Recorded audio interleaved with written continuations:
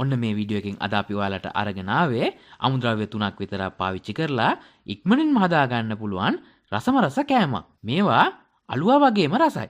ඉතින් තාමත් ඔයාලා අපේ YouTube channel එක subscribe කරලා නැත්නම් දැන්මම පල්ලෙහා තියෙන subscribe button එක ඔබලා ඊට එහා පැත්තේ තියෙන bell icon එක ඔබන්නත් අමතක කරන්න එපා. මේවා හදන්න අවශ්‍ය දේවල් මෙතන තියෙනවා. මේවා පහළ description එකේ දාලා තියෙනවා. ඔයාලට එතනින් බලා ගන්නත් පුළුවන්. මුලින්ම වාජනයක් ලිපේ තියලා එයට බටර් ග්‍රෑම් 200 එකතු කරන්න. එකතු කරලා බටර් ටික දියවලා රත් වුණාට පස්සේ එයට පාන් පිටි ග්‍රෑම් 200ක් එකතු කරන්න. එකතු කරලා මේ විදියට හොඳින් කලවම් කරන්න.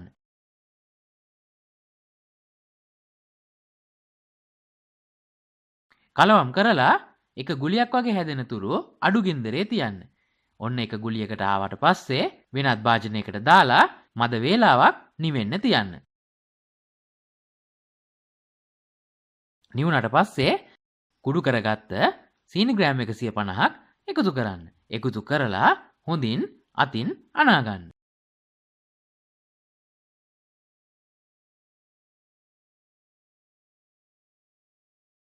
දැන් මේ අනාගත්ත මිශ්‍රණය ඔයිල් පේපර් එකක් දාලා ඒ මත කැට කපා ගන්න අවශ්‍ය ප්‍රමාණයේ ඝනකමට මේ මිශ්‍රණය හොඳින් දවර ගන්න.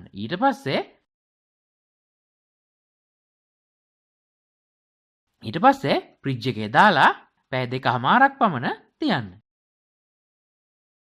මේ තියෙන්නේ පැය 2කමාරකට පමණ පස්සේ අපි හදාගත්ත මිශ්‍රණය. දැන් පීයක් අරගෙන ඔයාලට අවශ්‍ය ප්‍රමාණයට අවශ්‍ය හැඩයට කෑලි කපා ගන්න. ඔන්න දැන් අපි හදලා ඉවරයි. ඔයාලත් මේවා හදලා රස බලන්නකෝ කොහොමද රස කියලා. ඉතින් මේ වගේම වීඩියෝ එක පිළිබඳ ඔයාලගේ අදහස් පහලින් කමෙන්ට් එකක් දාන්න. වීඩියෝ එක හොඳයි කියලා හිතෙනවා නම් යාළුවන්ට බලන්න ෂෙයා කරන්නත් අමතක කරන්න එපා.